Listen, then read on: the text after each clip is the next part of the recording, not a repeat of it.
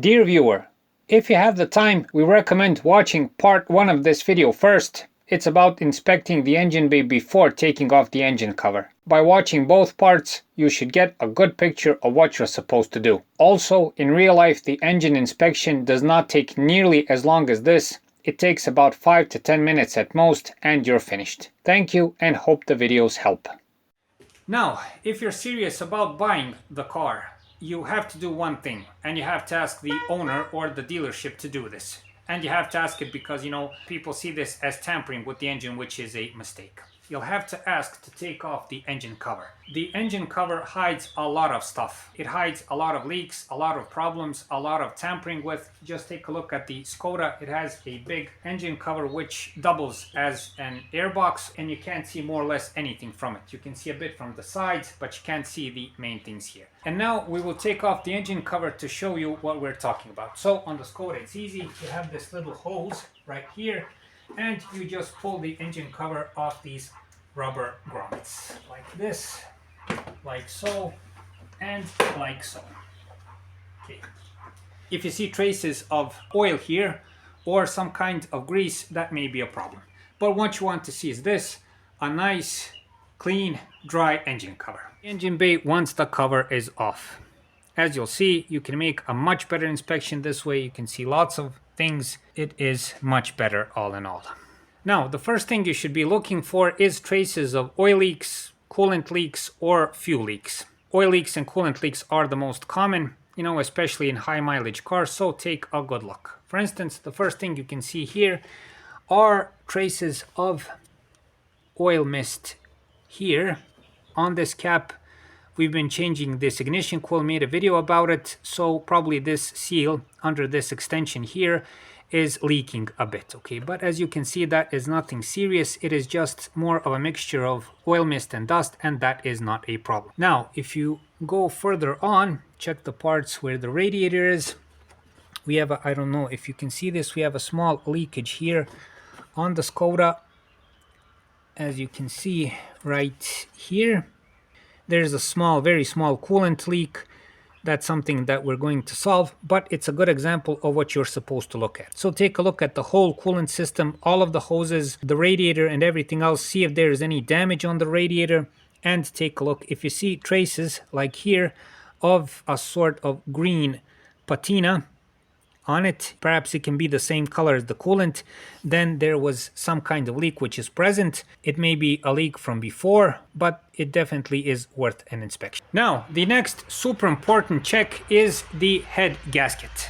It is very easy to check, and what you can see, although on the Skoda you can't see it very good, is the check between the cylinder head and between the engine block. You do not want to see any kinds of oil stains here, any kinds of coolant stains or anything like that. If you see that, run away from that car as soon as possible. There was some sort of huge problem with it. At least ask the owner what was the problem. Usually it was overheating, and if the owner is trying to evade that question, then run away from that car. What you do not want to see are traces of sealant, any kind of intervention on that part. Again, you want to see a factory state engine regarding this. Thing I would recommend is to go and to check the serpentine belt.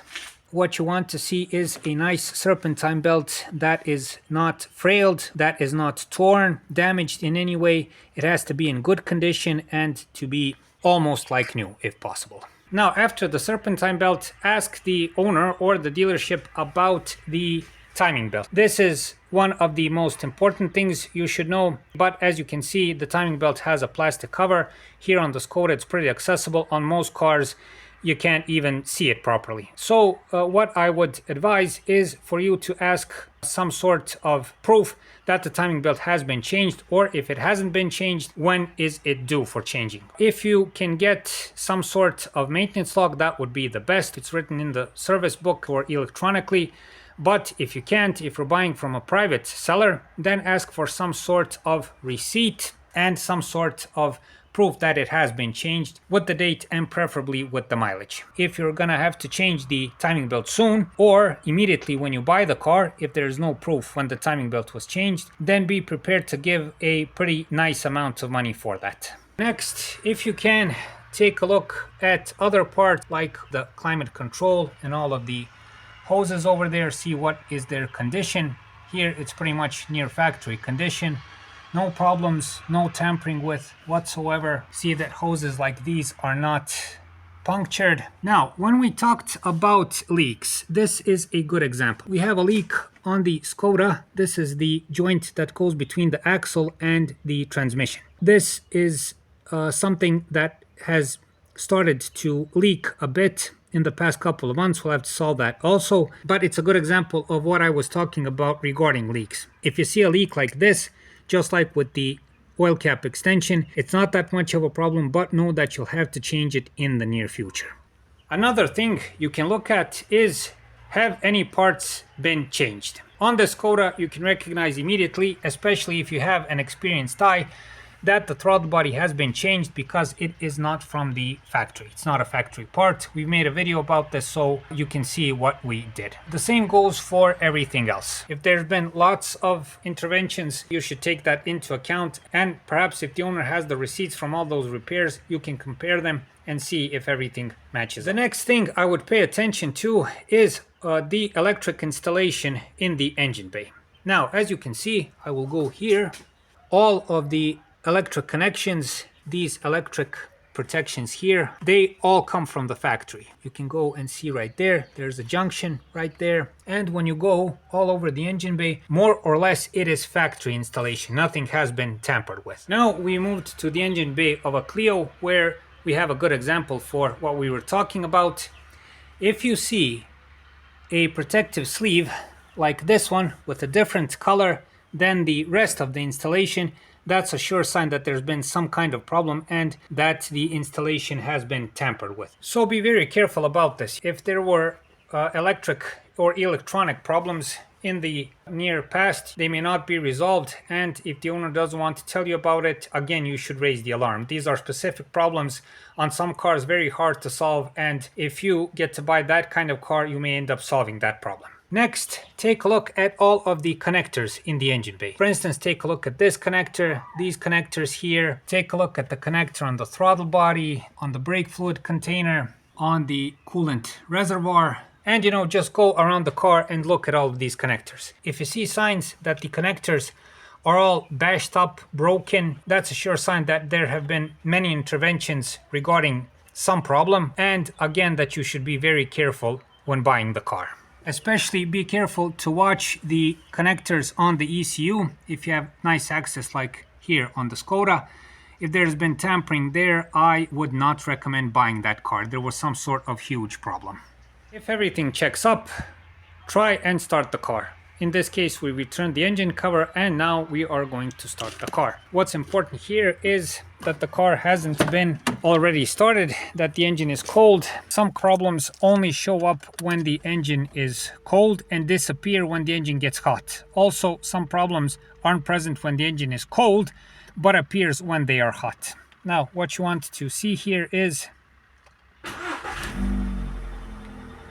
that all of the dashboard lights go off.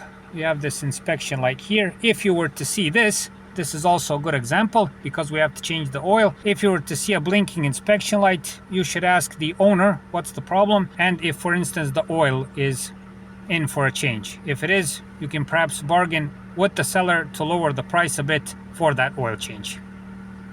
Once the engine has been running, get out of the car and take a look at the exhaust fumes.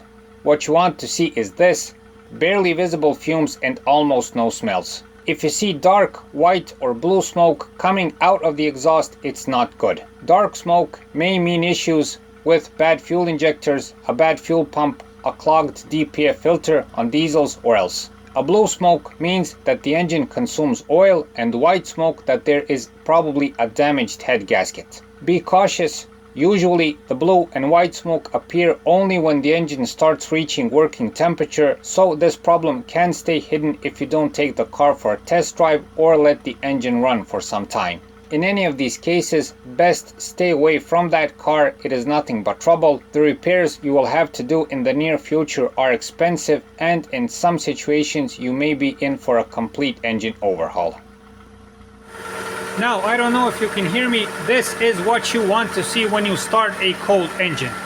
This engine hasn't been started all day, and as you can see, sorry for the bad camera work, as you can see, it works very nice, idles nicely, purrs like a kitten, and this is already a good sign that the engine is pretty much okay. What you don't want to see in this case is an engine that you have to crank a long time to start. You don't want to see a rough idling engine. You don't want to see an engine that hesitates when you rev it up. If you see an engine that jumps inside the engine bay, that can be a problem also. There may be rough idling, there may be a bad engine mount, there may be a bad ignition coil, and so on. Now, once the engine is started, again, make an inspection around the engine bay. First of all, listen to various noises. See if everything works properly, and be sure on this part to check for leaks again. So go around the whole engine bay. If you can, check for any kind of leaks or traces around the camshaft pulley. Check the climate compressor. It's hard to see this way, but check if there are any traces of leaks there. And all in all, go around the engine bay once more, use a flashlight if you have to, and check if there are any kinds of anomalies. If they're not, and the engine works properly, then you're probably on a path to buy yourself a good car. Now we're back inside the car. What you want to see and hear is this. A nice response to the gas pedal, no hesitation, okay, no vibrations, nothing. Just give it a few revs. When the engine gains some temperature, like in this case, feel free to press the gas a bit stronger, like this.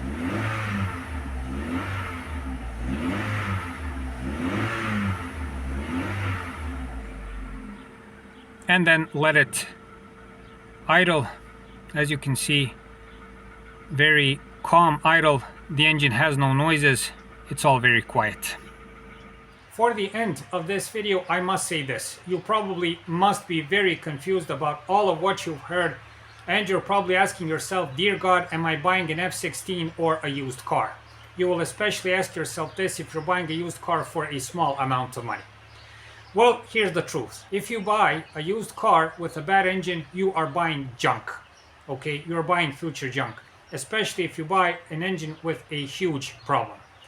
That engine may cease, may stop working, you'll have huge repairs, and all in all, it will be a big and costly mistake. When you're buying a used car, be it a private seller or a dealership, and I'm not bad-mouthing anybody, but this is just what I've encountered. Lots of times people sell the car because they want to get rid of it. They do not want to sell it because it's in super condition and they're just giving you over a well-maintained car.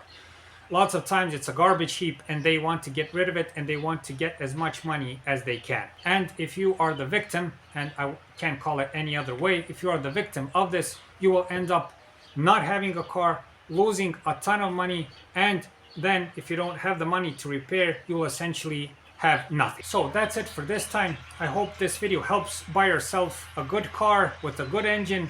Please like and subscribe. It's a huge help for what we're doing.